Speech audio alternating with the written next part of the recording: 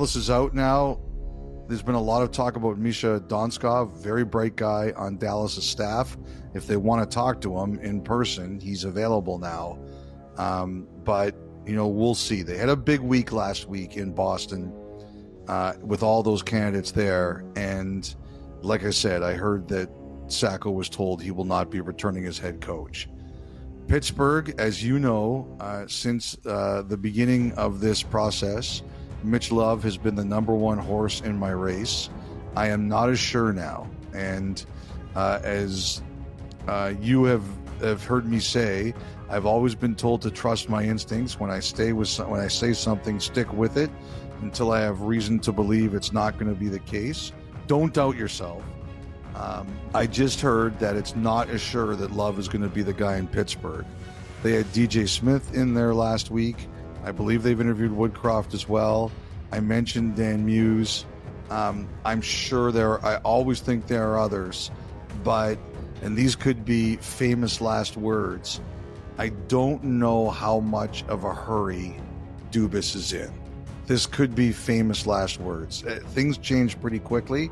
I'll just say I'm not as sure in Love as the leader as I was earlier in this process. Do you get a sense, though, that he's confident in his short list, or there's maybe some other names that now he's considering? Talking about Dubas? Yes. I just don't know. Okay. I heard on the weekend that Pittsburgh was not as much in a hurry. But again, I always worry that this is deflection at this time of year. Okay. All right.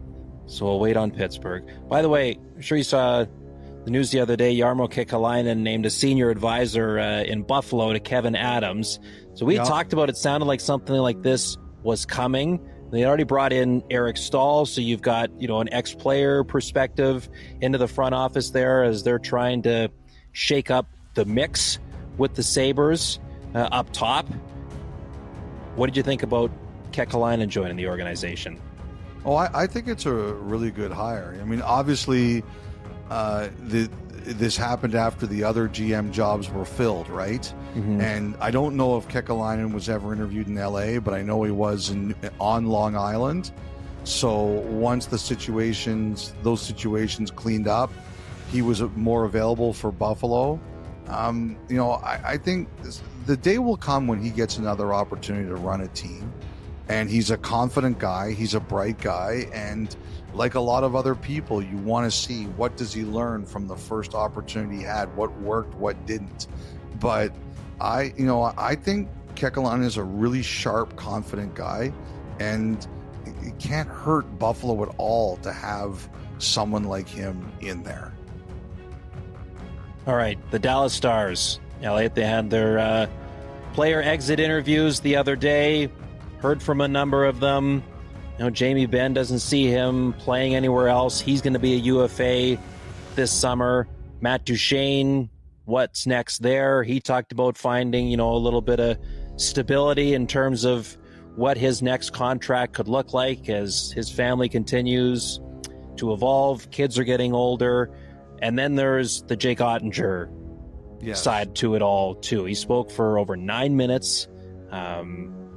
Really interesting to listen to. Why don't we start there? What did you think of what Ottinger had to say in the aftermath of, what was, as he put it, an embarrassing poll in an important game in the playoffs and one that ultimately ended the Stars season? Ottinger could have gone up there and turned what was already a 5-alarm blaze into a 7-alarm blaze. And instead he took the oxygen out of it.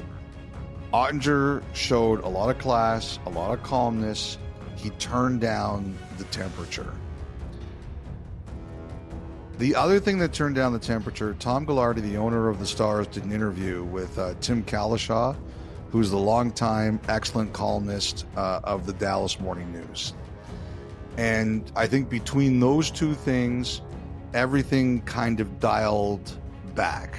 I don't think the Dallas Stars are trading Jake Ottinger.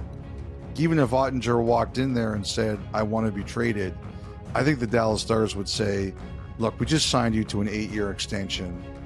We have no interest in doing that. and we'll figure out a way to sort this out. Now, I do think the Stars realize they have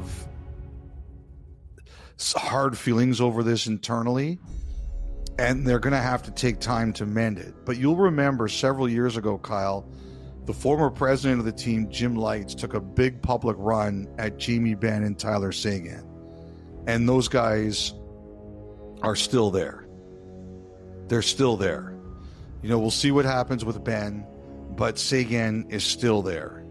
And Lights' comments back then, he really criticized them publicly, heavily. And both players were really upset, but they sorted it out. And I think that's the Stars' goal here too, is they know that Ottinger was upset and they know he was embarrassed, but just like they did with Ben and Seguin, they will work, I believe, to sort this out. Now, the one thing I do believe is I think the players were upset. You know, I heard from a couple of them. I think they were really bothered by how Ottinger was treated. They felt he was treated wrong. But I don't think that these things are not fixable. I'm curious to see, you know, Peter DeBoer has one more year left on his contract. As Ghilardi told Tim Kalishaw, I don't believe DeBoer is getting fired. I don't think that's going to happen. What I could see happening is Dallas saying, look, Peter, we're not going to extend you this summer, but we'll see how next year goes, and we can all figure it out at some point next season. I would say right now that's the most likely scenario. But I still think the Stars now, like, they were in shock that night, as we talked about, after beating the Avalanche and the Jets. They never imagined they would get pounded by Edmonton like that. And I think that's why DeBoer reacted that way. And I think that, like I said, I think everybody was shocked. But judging from Ghilardi's interview with Kalishaw and from what I heard, I don't think there's going to be a coaching change. I think they'll go into next year and see. And I also think they have no desire to trade Ottinger or anything like that, even if he wanted to. But there's no question there were some hard feelings. There's no question that has to be mended. But as we said at the beginning of this conversation, if they could sort out the Ben Seguin thing with Jim Lights all those years ago, there's no reason they can't sort out this too. Like, Jim Nill is still there. He's a calm guy. He's competitive. He burns to win, but he handled that one. He can handle this one, I think.